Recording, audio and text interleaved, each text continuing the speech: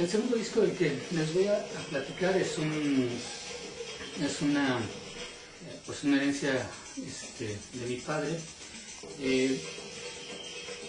No sé de qué manera llegaron a sus manos una colección de discos de una marca bastante desconocida. Creo que es una marca brasileña, se llama Imperial. Y dentro de esta colección, que era como de unos 40 discos, estaba incluido que para mí es una joya. Fue mi primer contacto con la música brasileña, antes de escuchar a Sergio Méndez, por ejemplo, o a Roberto Carlos, que era peor, ¿no? La cosa. Y lo que habrá que empezar diciendo que es un disco de una academia de samba, ¿no? No le vemos la fecha, pero debe ser como de los 60, 70. Y el asunto es que lo que podemos escuchar de la samba es los metales de la samba, ¿no? Las percusiones naturalmente de la samba, y sobre todo el ritmo marcado de un, dos, ¿no? Algo que yo entonces no sabía, ¿no? Pero sentí cuando lo escuché, es que ese marcaje del ritmo de la samba tiene que ver con un movimiento copulativo, ¿no? Es algo que entendí mucho tiempo después en un pequeño ensayo de David Byrne para presentar una colección de samba que él preparó muchos años después, y en donde la afirmación categórica es: mover la cola al ritmo de la samba es una forma de ser ecologista, ¿no? Y yo coincido totalmente.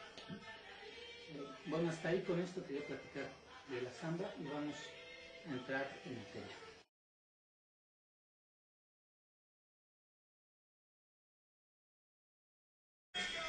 Ok, la selección es un disco que yo creo que sí muy poca gente conoce. Estos creo que sí son conocidos en su casa y a lo mejor ni ahí. Se llama La Caja. Es una historia bastante peculiar. Empieza en un acto improvisado de acrobacia en motocicleta, ¿sí?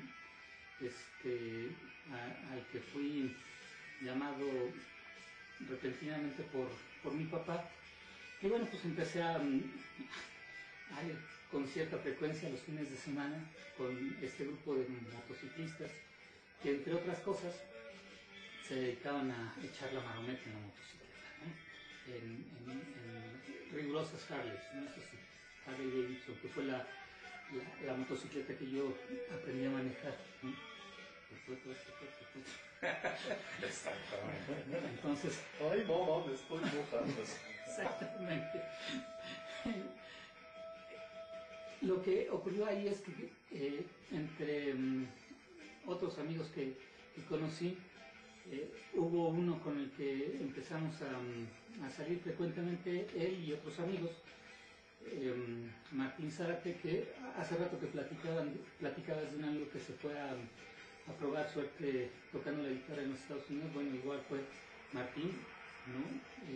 Un saludo Martín, si algún día llegas a ver esto.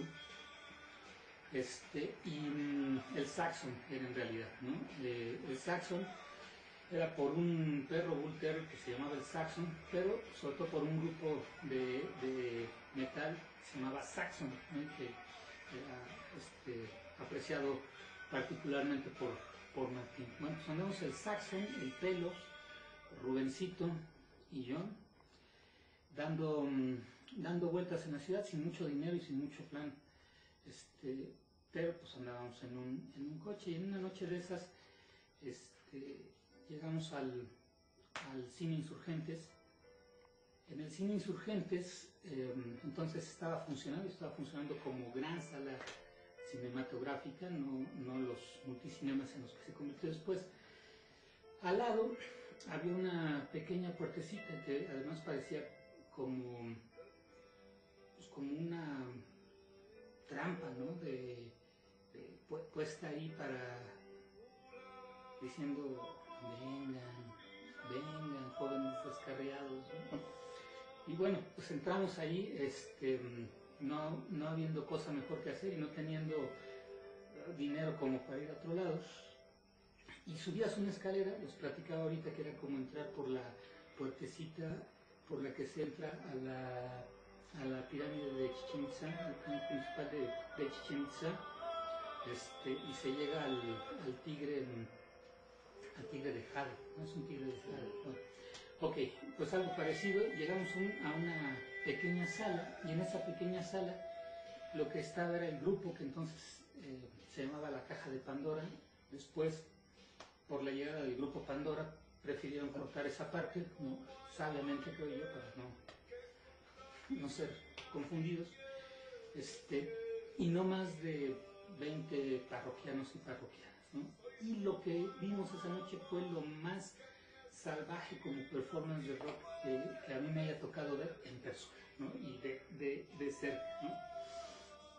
El cantante gritaba todo el tiempo sacaba el pecho y gritaba con todo, ¿no? Se trepaba arriba de nuestras mesas a cantar las canciones. El guitarrista recuerdo que sacó en algún momento una guitarra que parecía un violín y empezó a tocarla como si fuera un violín, ¿no? De forma parecida al bajo de McCartney, pero era una guitarra. Todos tocaban como unos virtuosos, ¿no? Y todos, no sé por qué extraña razón, aunque no conocíamos las canciones, coreábamos las canciones como las supiéramos de toda la vida, ¿no? Fue una noche que terminó, no sé hasta qué hora, ellos cantando, y después de eso, aunque regresamos, nunca vimos más abierta la puerta al lado del Teatro Insurgentes, ¿no? Casualmente, y esa es la coda, es que en alguna ida al Tianguis del Chopo, encontré el disco, ¿no? Lo compré, y muy remotamente en algunas canciones refleja lo que vivimos esa noche, ¿no? En particular en esta que a mí me parece que es una canción desaprovechada, ¿no? Me parece que es una gran canción, se llama Soy lo que doy, ¿no?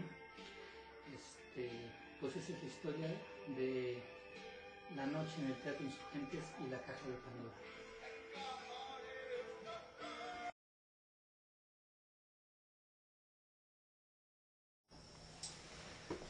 Pues queridos amigos, siguiendo aquí con los diálogos de los acetatos, yo quiero poner frente a ustedes el disco de Glass Houses, y es maravilloso porque eso es algo que pasaba con los acetatos.